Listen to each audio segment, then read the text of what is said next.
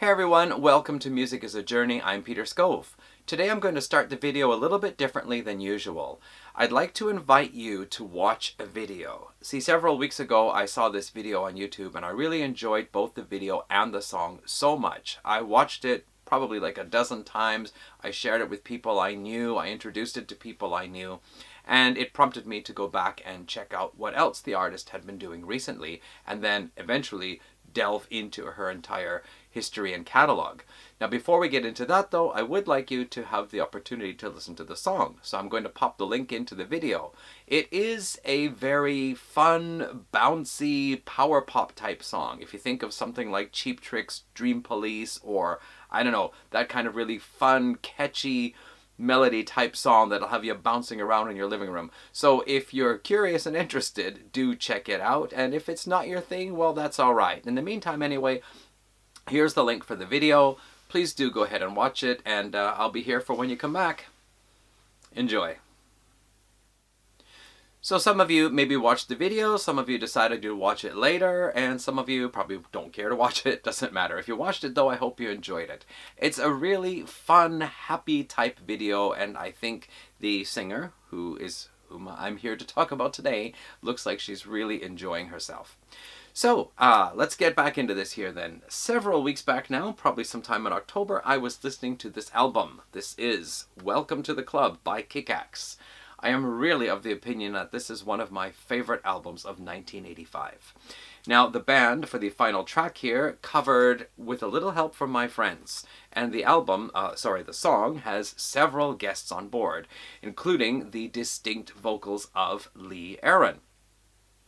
It got me thinking, I wonder if there are any reaction videos to Lee Aaron's songs. And when I went to check out exactly that on YouTube, I found that there were some new Lee Aaron songs. In fact, an album from just last year, and this really surprised me, because the last I heard was that somewhere around the end of the 90s, she had started singing jazz.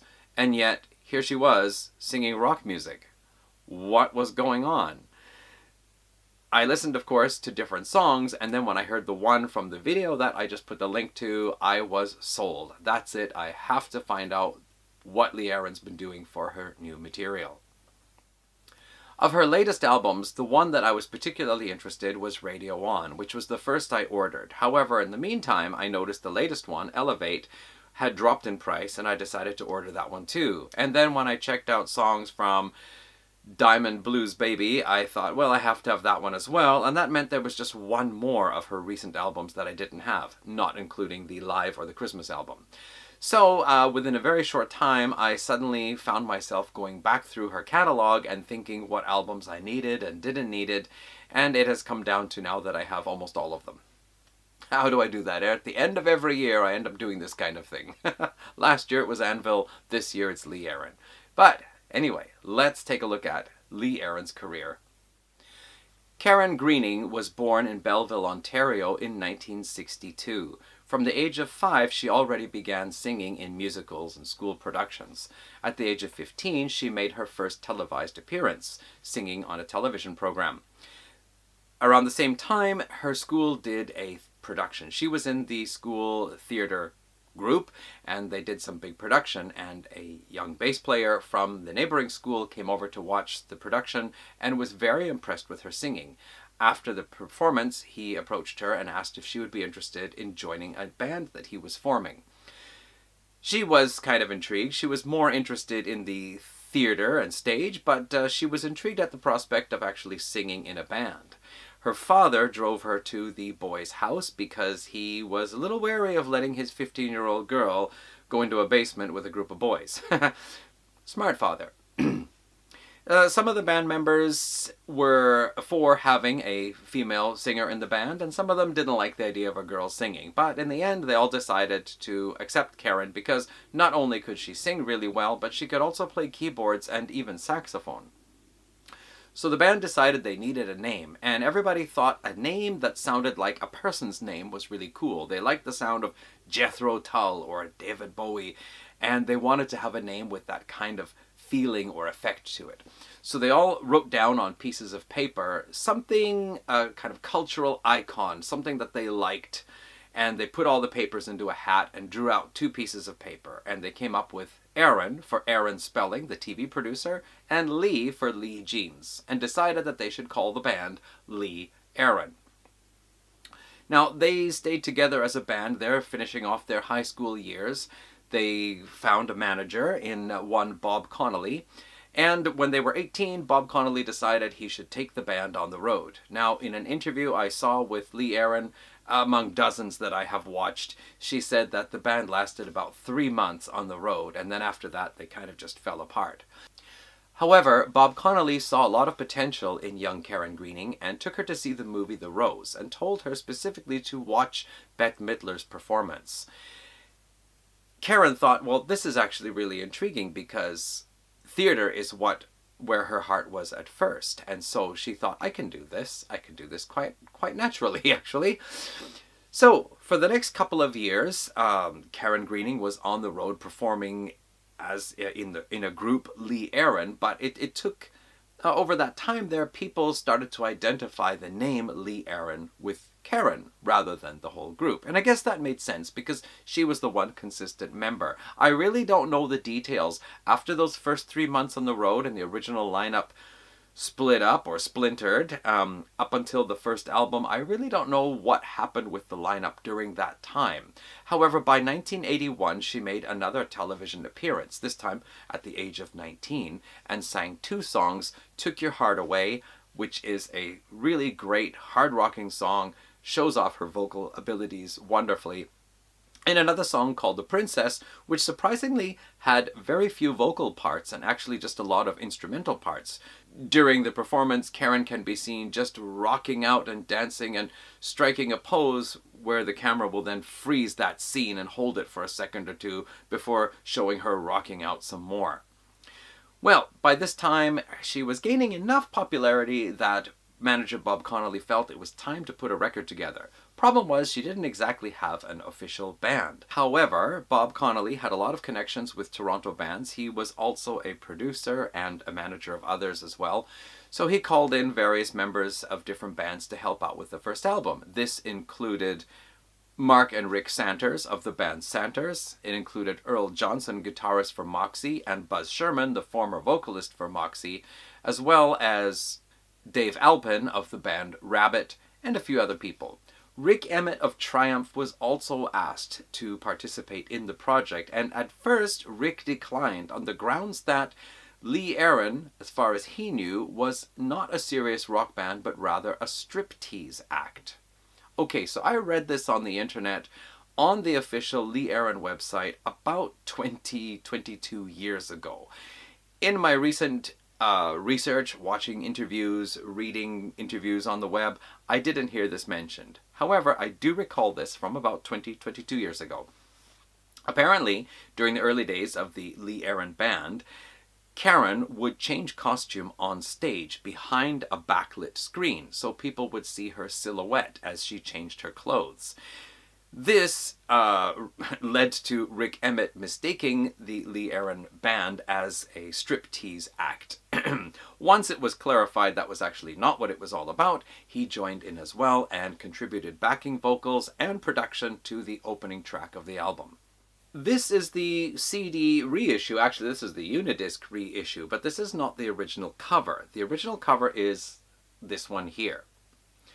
This is what came out as the Lee Aaron project in 1982. Oh, I should also add Frank Soda contributed writing to one of the songs as well. Frank Soda from the band The Imps, and also a kind of a popular guitarist in the Canadian music scene of the time.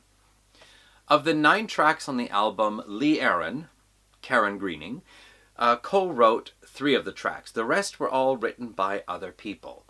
Well, it wasn't exactly the way she wanted it to go, but to get a first record out, this is what happened. So, the Lee Aaron Project from 1982. If you are interested in early 80s hard rock with female vocals, and I'm telling you, in 1982, there weren't exactly a lot of options. In Canada, you could listen to Toronto with Holly Woods, which wasn't really all that hard rock, or Headpins with Darby Mills, which was pretty much hard rock.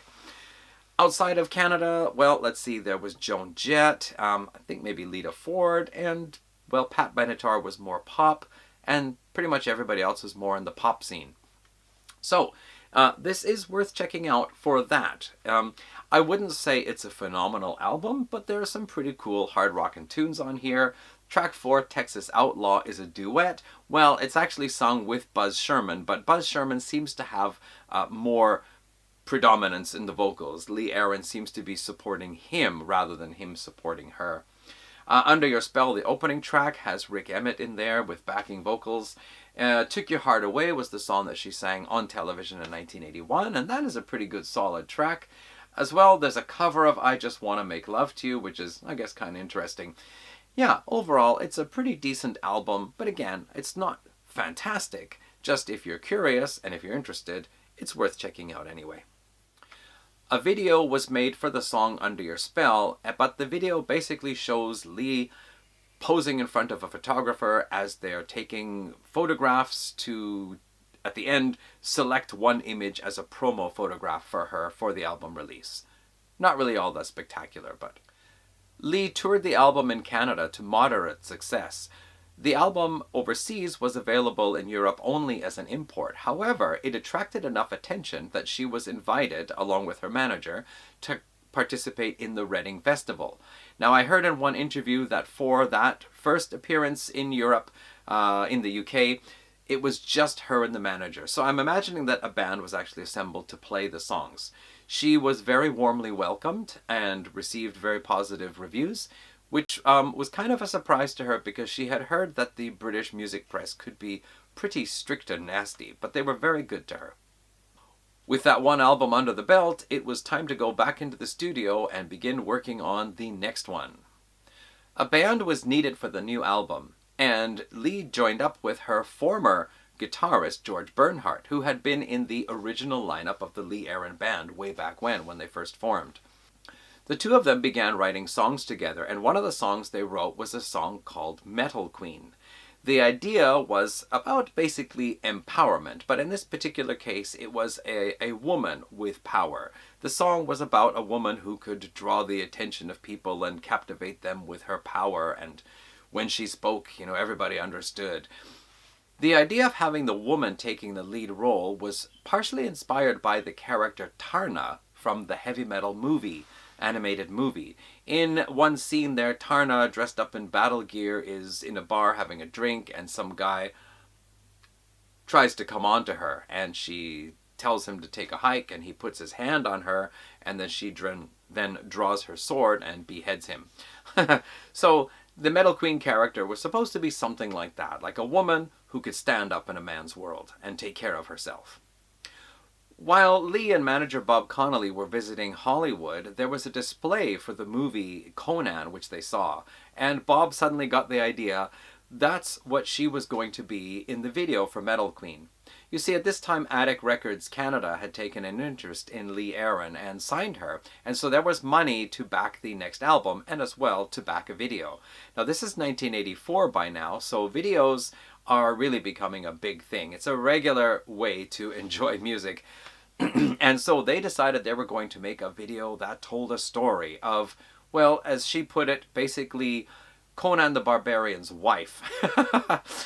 She came out in the video dressed up in this Conan-type clothing with a massive sword, and the video shows the story of this Metal Queen woman. I'm not sure if it's that she's outside her castle at night. I think it's more that she's in an underground cavern. But the band is off playing in the background, and some guy is stalking around with a knife in his mouth, and he finally comes up to her with his blade drawn. However, she draws a short sword and scares him off. After that, a hooded figure comes up and throws a chain around her neck. Another chain off camera knocks her sword from her hand, and she is captured and tied to two stakes, and flames are set about before her. As she struggles there with the flames burning, this large apparatus in the background that looks a bit like a spider shoots a jet of flame from its mouth and sets the hooded figure on fire. Then it shoots some energy beam from one of its eyes and breaks apart the chains, and the Metal Queen is then freed to rock on till the end of the video, where she holds out an arm and a dove comes and lands on it. She also handles snakes and tarantulas in the video, and she said it was a really fun time making the video. The whole video idea was supposed to be a little bit comic book-ish with this, female barbarian character. It was, again, to symbolize female empowerment, strength of the woman. However, a lot of people kind of misunderstood it and thought that it was more to be an image of what a female heavy metal rocker should be like, and wondered if she didn't dress like that on stage or even off stage, and what her daily life was, assuming a kind of hedonistic heavy metal lifestyle, which was of course not the point of the video at all. But again, Lee cites in interviews that people who were true fans understood what the video was about. I always thought it was really one of the best videos of the 1980s. It was a video that told a story. And another video that I always really enjoyed too was Dio's Last in Line. Again, a video that told a story, not just having a band performing or showing a couple going in and out of love together. Now, this is the album cover here, with her dressed up as the Metal Queen.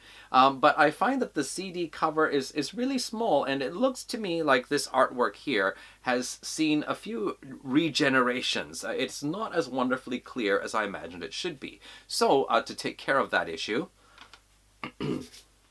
I tracked down on Yahoo Japan a used copy of Lee Aaron's Metal Queen here in full size. Now, this isn't the most fantastic in condition. There's a price tag that was on here that somebody tried to peel off, which actually peeled off some of the picture.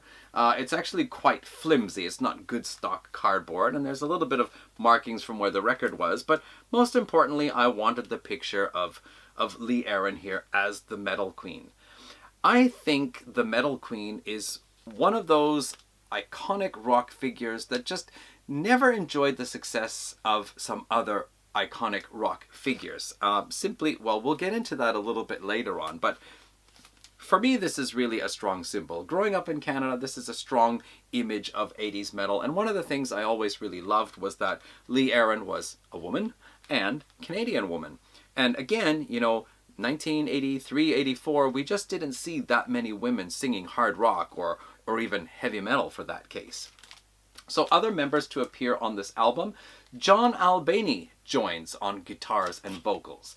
Now, I gotta say a word here. John Albany was also formerly of the band Rabbit, and I was able to, surprisingly, pick up Rabbit's first two albums, Rough and Ready. This is the international release. And the second album, Tracks, Rabbit Tracks. So this is from 1981, this is from 1982, and they released one more album in 1984 before the band finally split up. This is hard rock guitar with a lot of synthesizer. It's in a way like Loverboy, but not the fun, working for the weekend type Loverboy. This is more of a serious band, more along the lines of Saga in seriousness, but without the proggishness of Saga. Anyway, pretty decent stuff. So again, also George Bernhardt on guitars and vocals, Attila Demjen on drums, and Jack Melly bass and vocals. Alright, I'm going to put this album up here, and we'll be talking about this book in a little bit. Mentioning Saga, by the way, the album was produced by Paul Gross, who also produced the first 3 albums of Saga, and actually also produced at least one of the Rabbit albums. I'm not sure if it was both of them. One of the interesting things, I have to say, again, the iconic character of the Metal Queen, even though it never became like super huge, fans of Lee Aaron, and particularly of the song and video Metal Queen, still hold her in very high regard these days. And I found from Lee Aaron's website that somebody made a little, I don't know, what are they called, bobblehead figures of Lee Aaron's Metal Queen. There was also a Lego design, I don't know if this is real or not, for Metal Queen. And another person made some marionette puppets with Lee Aaron's Metal Queen standing next to Lemmy Kilminster of Motorhead. I think it's really such a wonderful character. There should be a comic book. Somebody should make a graphic novel of the Metal Queen character. Now, as for the album, this does follow a little bit more in the 1983-84 style of heavy metal. Aside from the song Metal Queen, there was also the song Deceiver, which is actually pretty heavy stuff. It sounds like it could have been written by Anvil, but then passed on to her instead. A lot of the other tracks are this kind of, borderline melodic heavy metal or hard rock. A song like Shake It Up is more of a fun song, so probably more on the hard rock side. But anyway, I think it's a pretty solid album for 1984. It did go to number 69 on the Canadian RPM charts. And the album actually got her invited back over to the Reading Festival again, this time with the entire band performing. And there are videos on YouTube of them performing at the festival at that time. With the chart success of Metal Queen, Attic Records reissued the Lee Aaron Project, this time with the artwork that I showed you before. That was released 3 months after the release of the album Metal Queen. Lee Aaron was becoming a thing now. With things looking hot, it was time to work on the next album. For this one here, there was another lineup change. George Bernhardt parted ways with Lee Aaron once again. However, she had struck up a writing partnership with John Albany, and the song Head Above Water from the Metal Queen album was their first collaboration together. For the next album, Call of the Wild, released in 1985, they ended up writing 8 of the tracks together. Occasionally also a third party contributing. One important thing I'd like to mention is that April Wine drummer Jerry Mercer plays the drums on this album, which is something I didn't know. This was recorded at Phase 1 Studios in Toronto, again, as the other album had been, and once again produced by Paul Gross. We also have 3 tracks being co-written by Dick Wagner, who had been with Alice Cooper previously. Lee said that he was a fantastic guy to work with. He could always come up with a hook or a transition when you needed it, and he was a really wonderful human being as well. Lee, in her interviews, tends to speak very kindly of people. She doesn't trash anyone, and she will try to avoid doing so. I think in that way, she's really wonderful person, and she's also a very positive person in her interviews, and seems very cheerful most of the time, is one of the things that attract me, not just her fantastic voice. Also, 2 tracks on here were written by Bob Halligan Jr., whom I mentioned in my Helix video because he wrote the song Rock You for Helix. As well, he had written other songs, a couple for Judas Priest, and one of the songs that he wrote for this album here was called Beat 'Em Up. Now, the interesting thing about that is that Blue Oyster Cult also recorded Beat 'Em Up for their 1985 album Club Ninja. So that's 2 bands recording or 2 artists recording the same song written by the same person in the same year. 2 other tracks on this album were cover tracks. One, Burning Love, was by a band called Spider, and the other one, Barely Holding On, was by a band called Silver Condor. Lee heard the Silver Condor song and she thought, yeah, that's something I could do. And so she did it for this album here. It was one of the songs that was released as a single, and there was a video for it, and really showcases her powerful vocals. Barely Holding On was also produced by Bob Ezrin, and I think Lee had a few interesting stories about what it was like to work with famed Bob Ezrin as a producer, at least then in 1985. The album only went to number 86 on the Canadian RPM charts, but it did stay on there for 12 weeks. Over in Europe, however, the album did even better, and I think it's also her biggest selling album in Europe. As well, there was one YouTube channel, I think it's called 90s Metal or something like that. There's a German fellow who ranked all of Lee Aaron's rock albums, and this was his number 1 pick. Also recently, Jacob, however we'd like to say it, Jacob's music channel spelled Santa using different band names, all female-fronted bands, and for the final A in Santa, he included this album here by Lee Aaron. Lee Aaron, the whole band, went off again touring in Europe, this time opening for Bon Jovi. As well, they did some dates with Hawkwind. And interestingly, in one video, there was an interview with both John Albany and Lee Aaron as they are now. It was a fairly recent video, and they talked about some of the bands that they had toured with. And there were some interesting comments. First of all, John Albany, when he was in Rabbit, the band had actually opened for Black Sabbath, and he said that Ronnie James Dio was such a nice guy, and even for 2 or 3 years after that, Dio would call him every once in a while just to say, like, hey John, how are things going? Lee, of course, is a fan of Ronnie James Dio's vocals. She said so in one of her 1980s videos. Motley Crue, she said the Motley Crue guys were always very gentlemanly to her at least.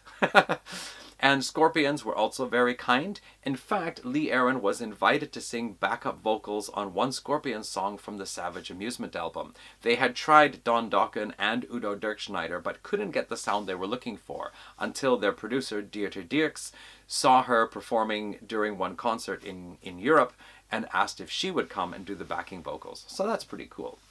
Bon Jovi, also John Bon Jovi and Ricky Sambora were also very nice guys, but the Bon Jovi road crew were not very nice at all. Too bad. Lee's popularity in Europe ensured that she got in many magazines, including magazines in France, magazines in Germany, magazines in the UK, and probably in other countries as well.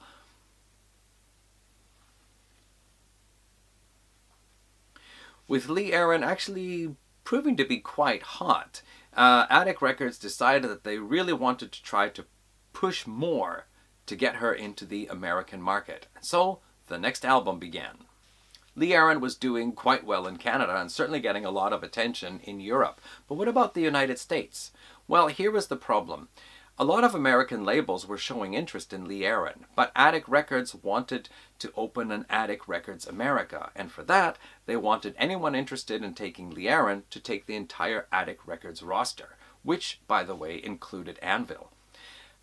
Problem was, none of the American labels actually wanted to take on an entire roster or have an Attic Records America. They just wanted to have Lee Aaron signed to their label.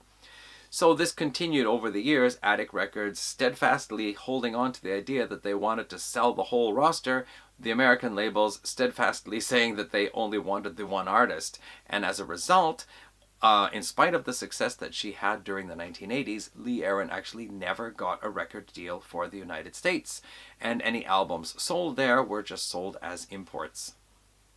Nevertheless, Attic thought that if they could just make Lee Aaron even more sellable, that they would probably have a good chance. And so for the next album, they decided to make this into a very big-time album. They got a hold of Peter Coleman, producer from Los Angeles, to produce the album. Joe Lynn Turner actually contributed writing credits to 3 of the songs. Lee Aaron and John Albany, again working together, wrote most of the songs for the album. But in the end, production decisions meant that it came out to be a lot softer than the previous albums. A lot more synthesizers were used, lots of big catchy hooks, lots of big vocal melodies. It is actually called Lee Aaron's pop rock album. I actually don't have the CD right now. I used to have the cassette in the 80s. I am going to get the CD. It's just not been a super high priority because I remember it mostly. I wanted to get the albums that I didn't remember or didn't have. But here's the cover. So very different image and very different sound to the album. In spite of the change of sound, however, the album sold very well. It was her 3rd highest selling album in Canada ever, going to number 39 and staying on the charts for 17 weeks. It also landed in the top 100 in Sweden, Switzerland, and Germany, the only album of hers to actually hit the top 100 in other countries. In a later interview at the end of the 1980s, Lee said that she and John Albany weren't exactly happy with the direction that the label pushed the band to go into. However, because the album did so well and the single Only Human did very well, and it turned out to be her biggest selling album internationally, or at least highest charting album internationally, her final conclusion was, what did she know anyway? However, when it was time to record the next album, Lee decided to stick to her guns. Once again, Lee Aaron and John Albany began writing songs for the new album. However, the label were once again interested in getting in a big producer, and someone who has remained nameless up until now, a big producer from Los Angeles, was called up, and he sat in at the meeting and everybody was there, and he said, I'm not really hearing these songs, but I've got some in my arsenal that I think will be very good. Now this, of course, kind of set off bells with Lee Aaron, thinking, all right, my songs are not good enough, but his songs are. That means that he's going to give me songs to sing and he will get the writing credits. That's not how I want to do it. So after the end of the meeting, Lee Aaron and John Albany walked out and said, they don't really get what we want to do. And what they wanted to do was to make a fun, hard rockin' album in the kind of glam metal style, but they wanted to have it where it was a woman at the front rather than a man. Because by this time, the whole glam metal scene was all about guys with big hair and pointy guitars and women in skimpy clothing dancing around them. So she wanted to turn it around and put the woman at the front of the scene. Well, they told Attic Records that they didn't want to go with this American producer. Attic Records says, well, if you don't want to listen to us, we don't know what you're going to do then. And they threw their hands in the air. So Lee and John decided, well, why don't we approach a local producer in the Toronto area? And they spoke to a fella named Brian Allen, and he understood the concept they were going for. So once again, the rest of the band was assembled, and they went into the studio and produced the album Body Rock. For this album here, one of the co-writers was Phil Narrow, who sadly passed away of cancer just 2 or 3 years ago. Phil was very active. He was an American, but he was active on both sides of the border, performing in bands on both sides of the border, and had quite an illustrious career, actually. So he came in to sing backing vocals and co-write some of the songs. As well, they did a cover of Rock Candy by Montrose. But out of the 12 tracks in total, they were all co-written by Lee Aaron and John Albany, with, of course, some additional co-writers coming in a couple of places. Body Rock, released in September of 1989, became Lee Aaron's biggest selling album, going triple platinum in Canada. The singles What You Do to My Body and Hands On both had videos made for them, and the videos were meant to, once again, have the position of a woman at the front, not scantily clad, and then have a bunch of men appearing in the video with open shirts and showing their chests and abdominal muscles and holding kittens and whatnot. The video for What You Do to My Body was nominated for a Juno Award. As well, the album Body Rock was nominated both for Album of the Year and Rock Album of the Year. Nominations only, unfortunately. The album went to, number 24 in Canada and number 36 in Germany. Triple platinum in Canada, as I said. Also, Chart Magazine cited this as one of the 20 most influential Canadian albums of the 1980s, and it has also been said that Alanis Morissette and Shania Twain both owe a debt to the album here because of Lee Aaron paving the way for strong female songwriters. They went on tour for this album. I believe it was either 14 or 16 months straight with barely a day off. Tons of promotion for this one here.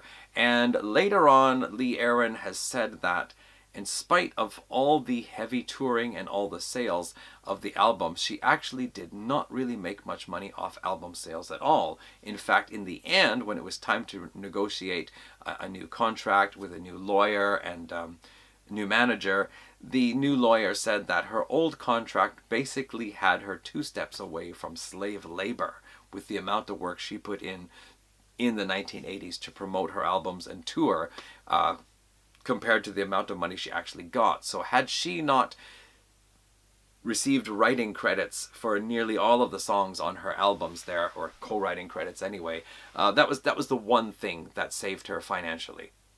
So the follow-up to Body Rock was released in September 1991. This is Some Girls Do.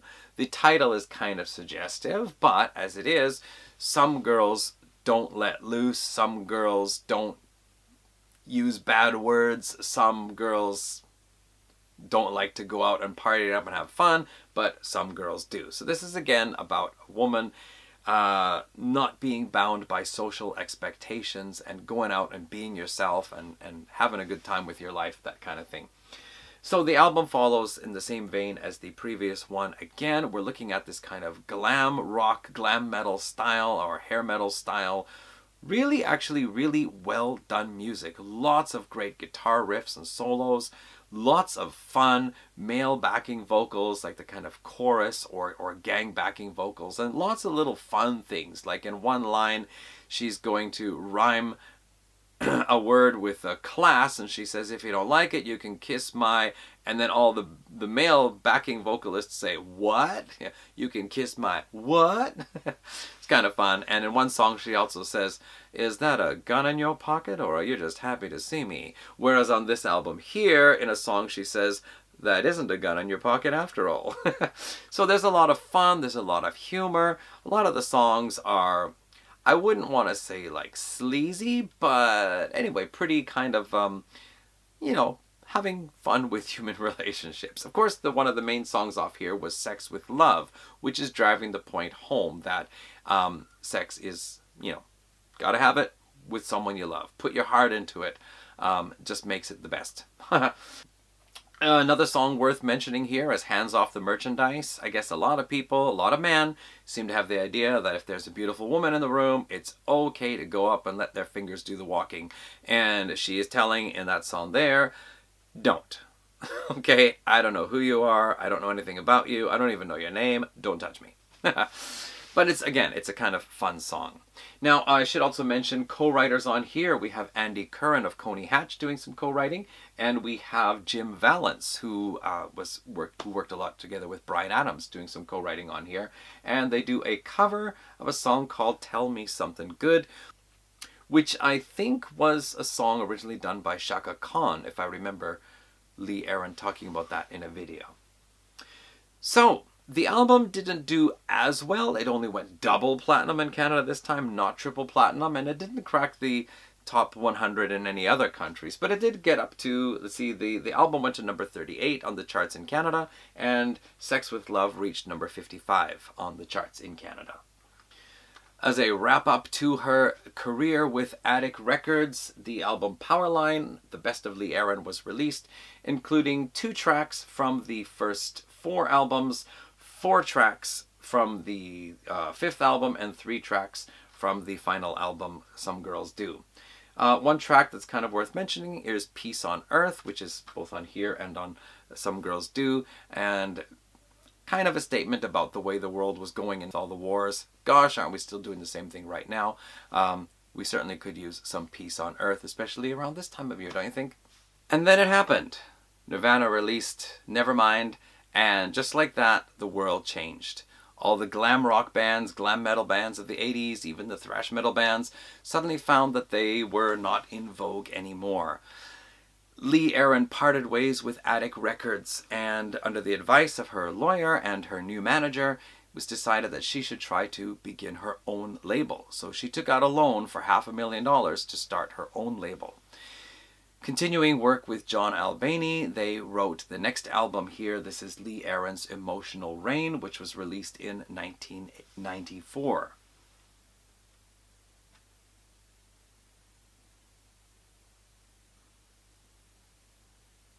Also included on here was Don Short on drums and Don Binns on bass, both of them being in the Vancouver band Sons of Freedom. And 3 guitarists, of course, John Albany on here, Reeves Gabrels of David Bowie's band, Tin Man, I think, and Knox Chandler of the Psychedelic Furs, also on this album. After having gone through a rather nasty divorce and her departure from Attic Records, also the new vice president of Attic Records quite surprised her with an advertising campaign for the Some Girls Do album, something which was not that she wanted.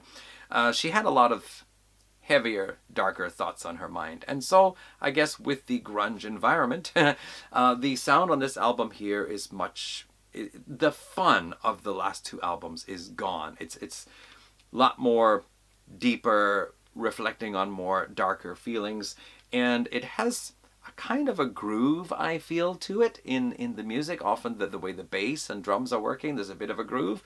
But again, you do have these more kind of edgier, alternative rock, grungy type guitars. Lee actually said that she was quite intrigued by grunge. She has changed her vocal style as well for this album. Unfortunately, the album was not really promoted as much, and one of the big problems was that the name Lee Aaron was still synonymous with the metal queen or what you do to my body, and that was just not the style that was in vogue anymore. So a lot of people just kind of assumed Lee Aaron, yeah, it's not really what we're looking for these days. I guess if they'd only heard the album, they might have actually thought it was what they were looking for.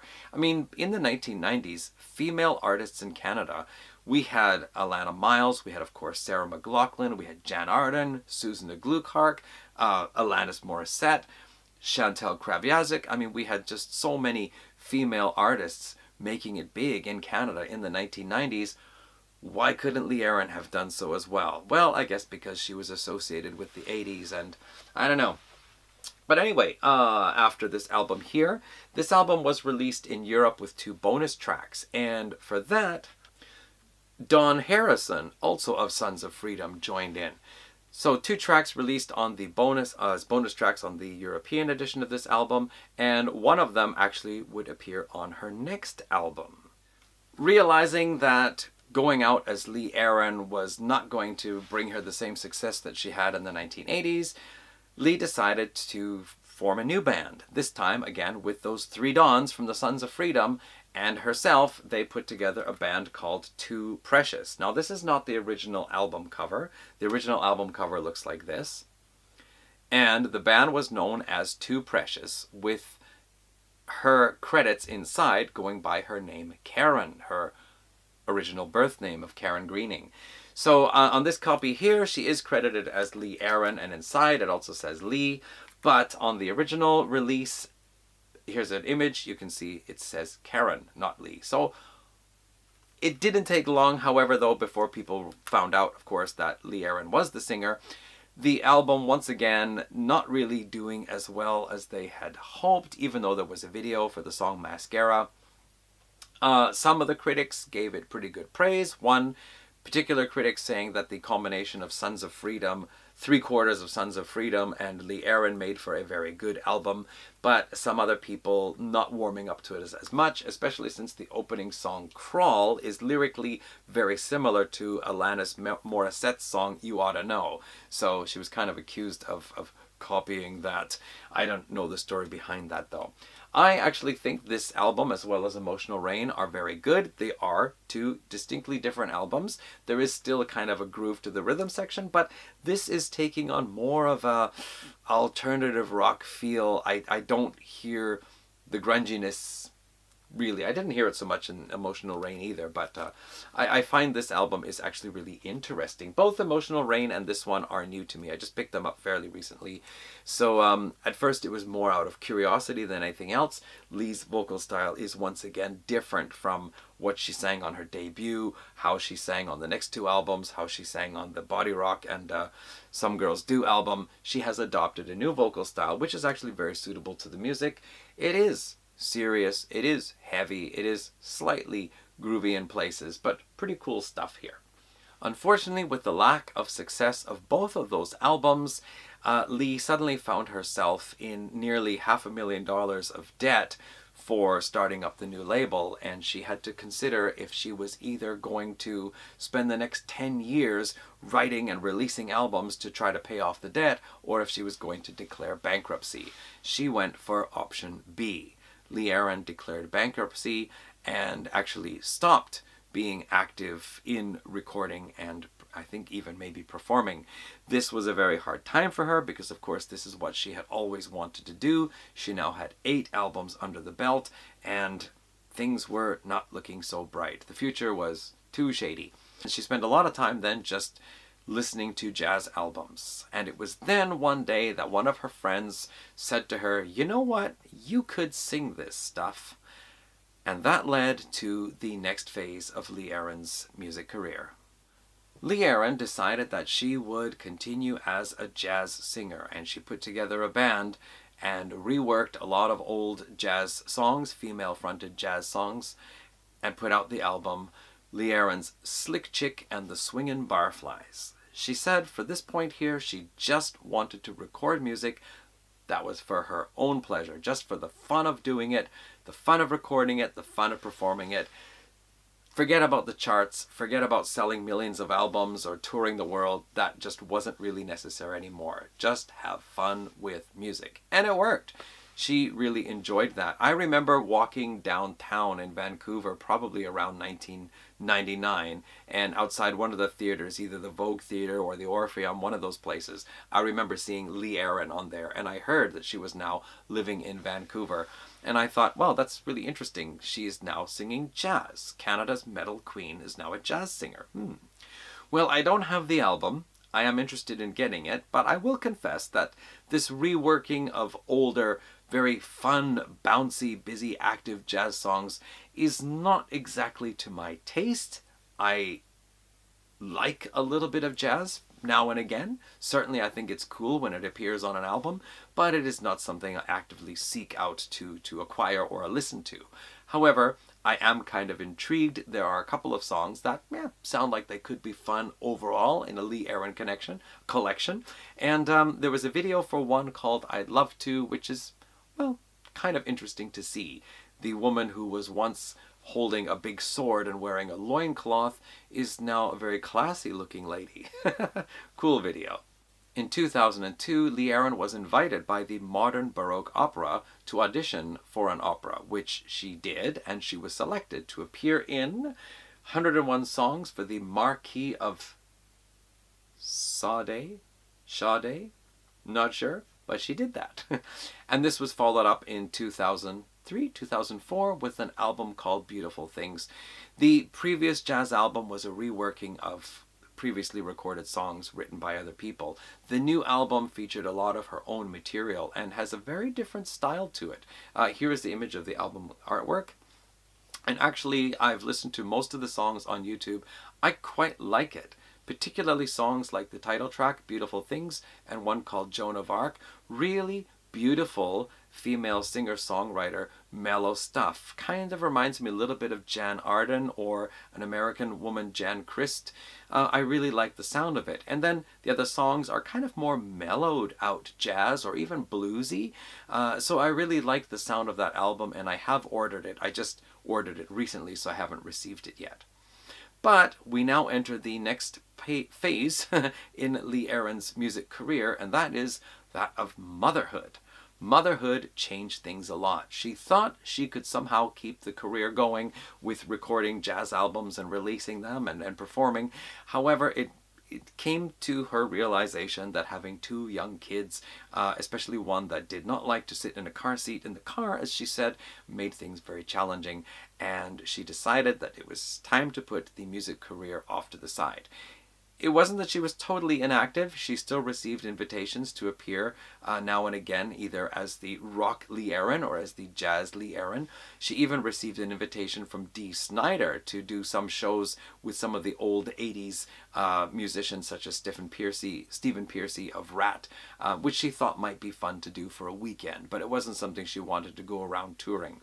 So for the next 12 years, Lee Aaron basically appeared just now and again. She did actually record a live DVD of her live in Sweden. I think it was in 2012. However, by 2015, the kids were getting a little bit older and a little more independent, and it was time to start thinking about writing music again. Lee put together a new band with her husband, John Cody on drums, former Bryan Adams bass guitarist Dave Reimer on bass, of course, and for guitarist, she got a hold of Sean Kelly, which is the reason why this book has been appearing here in the background. I first heard of Sean Kelly when I picked up this book here, Metal on Ice, Tales from Canada's Hard Rock and Heavy Metal Heroes of the 1980s. I really enjoyed the book. Sean talks about how he really loved the whole heavy metal hard rock scene of the 80s, how it inspired him to take up a guitar, and by the time he finally became good enough to play guitar and old enough to be in a band, the whole scene collapsed there right around 1991. He went on sticking with guitar though, and even took up classical guitar training, and later on he formed his own band called Crash Kelly. I believe he's released an album or two. He joined up with Helix in the late 2000s, appearing on the Vagabond Bones album, and continued to write some songs with Brian Vollmer even while not being part of the Helix band. but he joined up with Nelly Furtado, which I was really surprised because I thought she was a kind of pop hip-hop singer, and I don't really notice any guitar in the songs of hers that I've heard. But yes, he did that, and then in 2015, 2016, he teamed up with Lee Aaron to be the guitarist in her new band.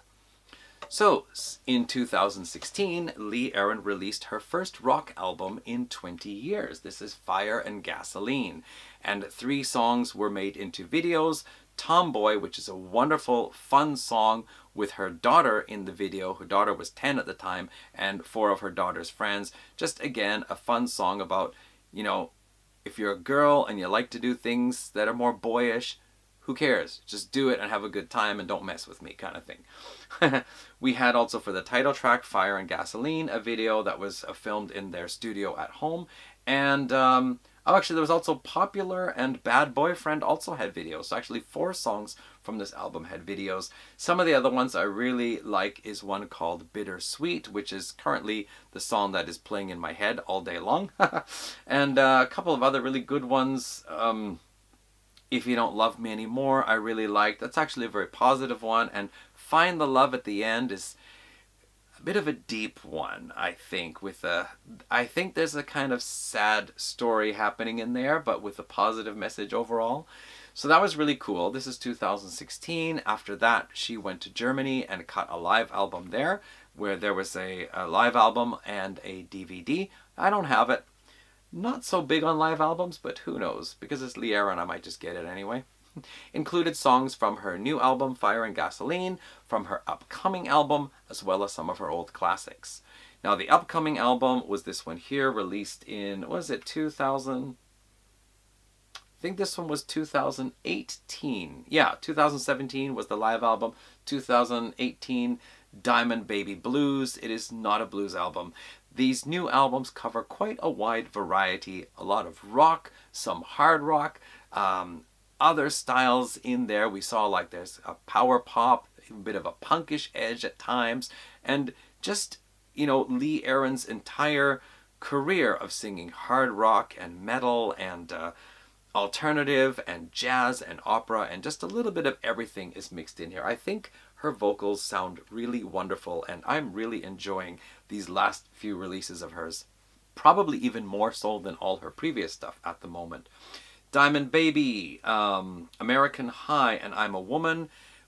Videos made for this one here. I'm a Woman, a great blues number with her really showing off her talent. As well, she does a cover of Mistreated, the Deep Purple song with David Coverdale singing. She does a fantastic job of it here. It was on the live album in Germany as well. A couple of other ones, You're No Good and My Babe, are also covers, but overall, just, yeah, really cool rock. Cut Way Back, bit of a jazzy feel to that one as well. Mercy has gospel feel to the chorus. Yeah, again, very solid album, both these two here. And the album to follow up that, actually 2020 they did a Christmas album.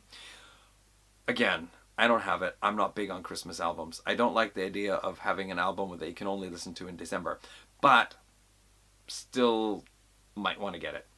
So after that, 2021, Radio On. This one was recorded during COVID, the pandemic, where they couldn't do any touring of it, but they still managed to put out videos for Vampin', Come On, the one I introduced at the very beginning here, and the final song, 21. I think this might be my favorite of the 4 recent albums. That's not including the Christmas album. There's so many songs on here that I picked out that I liked. Devil's Gold is a really cool one. Russian Doll is a fun one. Wasted, starting off as a kind of sad song about an alcoholic dad, but then getting into a more kind of a rockier side. Just overall really strong album. Vampin' and Soulbreaker also really cool. Yeah, this might be my favorite out of these 3, but I would rank all of these somewhere around 4.5 and 5 stars based on my own preference. And then we come to 2022 with yet another album. This one here, Elevate. Now, honestly, this would be my number 4 if I were to rank these 4 albums. But we're still looking at some solid stuff here with Heaven's Where We Are. Again, one of these wonderful feel-good type, power pop type songs. And Highway Romeo, a really fun rock song. Troublemakers, there was a video for that. Rock Bottom Revolution, pretty good rock song there. The title track, Elevate. Spitfire Woman, based on a true story of a woman who clocked her husband with an iron skillet. And this is about a woman who knows her man is cheating on her, and finally he just says the wrong thing, and he ends up lying on the floor in a pool of ruby red cast iron skillet right beside his head. And yeah, inspired by a true story that she heard about in the 1980s. And that's where we are with Lee Aaron, back again as a rock singer, but covering quite a variety of stuff on her music. 4 studio albums, a studio Christmas album, a live album, and in a recent interview she said that she's doing a covers album next, 11 tracks already in the can, ready to go out for next year. I have to say, I really love this band. I love, you know, Sean Kelly, okay, he's quite a genius on the guitar. He can play pretty much anything. Lee Aaron is really quite diverse. I'm not so familiar with John Cody or Dave Reimer, but I think for what the band is doing, everybody just works so well together. Watching the videos, they all look like they're having fun. Looking at the photos of the bands, they look like they're having fun being together. They tour around Canada. They get over to Europe from time to time. And if possible, they'd like to dip into the States now and again. I'm just really thinking that, you know, this is great to see the metal queen, What You Do to My Body Girl from the 1980s, is now, you want to guess her age? She was born in 1962, and she is still out there rocking. Her voice sounds great. Fearless, and just doing what she likes and enjoying it and being with people who are enjoying playing the same music as well. Great, great stuff. In closing, I would like to read a little bit here from the Canadian Walk of Fame webpage. She was recently inducted into the Canadian Walk of Fame. It says, Lee Aaron is one of Canada's most iconic vocalists, songwriters, producers, and fearless reinventors. With an impressive 40-plus year career spanning 18 albums and multiple hit singles, she has undertaken successful forays into the world of rock, pop, jazz, and even opera.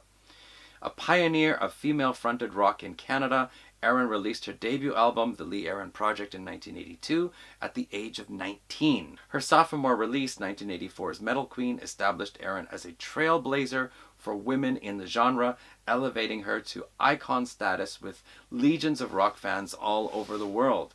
The title track has endured to become a genderless anthem of empowerment for all fans. Aaron went on to make albums with world-renowned producers Bob Ezrin and Peter Coleman. During the 1980s, she topped dozens of European music polls, appeared on covers of magazines like Sounds, Melody Maker, and even TV Guide. She toured non-stop throughout Europe, the UK, Japan, Canada, sharing stages with Heart, Bon Jovi, Joan Jett, Suzi Quatro, Sinead O'Connor, Motley Crue, Van Morrison, and many more. Much Music consistently listed Aaron among the top female rockers of all time. Accolades include 10 Juno nominations, an Arts Walk of Fame Award in Brampton, Ontario, a CMPA Songwriters Award, Much Music Videos Awards, Music Express Award, and 3 Toronto Music Awards. In addition to rock, Aaron released 2 jazz albums, Slick Chick in 2000, Beautiful Things in 2004. In her spare time, Aaron gives her energy to a number of causes, including Diabetes Now Canada, Cancer Benefits for BC Cancer Foundation, and Guitars for Vets Canada. She has partnered with Writers and Rockers Coffee Company to create the Lee Aaron Body Rock Blend, to 100% of the proceeds going to the Never Alone Cancer Foundation in Winnipeg. Alright, that is no doubt a very long video, but I really wanted to tell you all about this stuff I've been reading about Lee Aaron recently. Thank you all for watching. I hope there are some of you out there who are Lee Aaron fans, and for those of you who are not, please check out those videos. Take a look at her career, take a look at her recent stuff. Great, great stuff. Okay, thanks for watching. See you around in another video.